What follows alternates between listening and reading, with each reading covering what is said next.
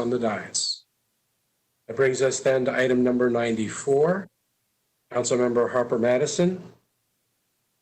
Mayor, I'd like to move that we pass item number 94. Okay, and just for the record, on item number 50, we passed V3 as it appears in backup. On 93, we passed what has been edited as revised ordinance. We're now in 94. That's a revised resolution. It's been moved by Councilmember Harper Madison. Is there a second to this motion? Councilmember Ellis seconds this motion. Is there a discussion? Those in favor, please raise your hand. Yes, discussion. Thank you. I've been having my mute button has been tricky today. So I was thinking about as I listened to my colleagues, really recognize all the advocates and all the people that helped us along the way, and that reminded me that I need to make certain to do that. So first off, I really sincerely want to thank the Austin Travis County Reentry Roundtable for pushing the Austin City Council to continue to fight for the rights of fair housing choice.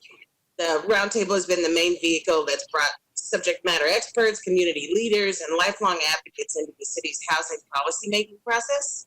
So special shout out also to the Austin Area Urban League, Austin Justice Coalition, UT Law, MELJ, ECHO, BASTA, Austin Tenants Council, the Austin Apartment Association, Texas State Affordable Housing Corporation, Neighborhood Housing Community Development, the City Manager's Office, the City of Austin's Law Department, and all of our affordable housing developers for helping to move our city forward.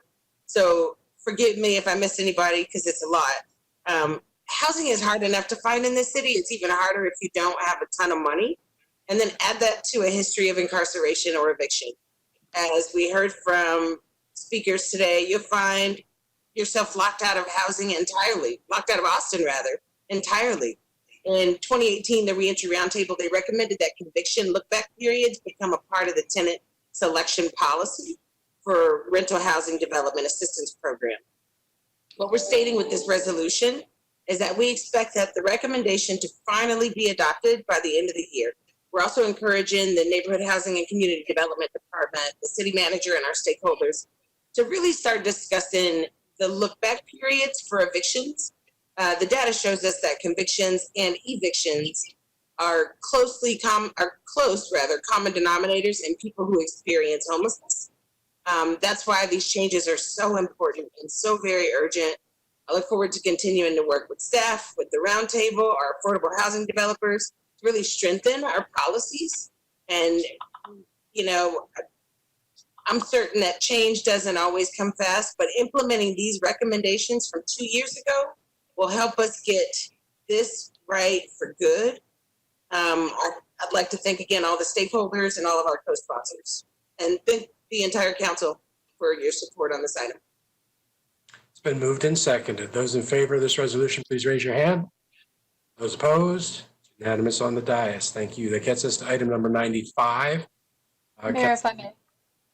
Yes, Councilman Tovo. Sorry, I wanted to just offer a special thanks to the D1 staff on that last item. It really has been a huge lift. And also I wanted to call out not just Councilmember Harper Madison's staff who worked really hard on it, but also Stephanie Trin in Councilmember Kossar's office, who has also been tremendously helpful.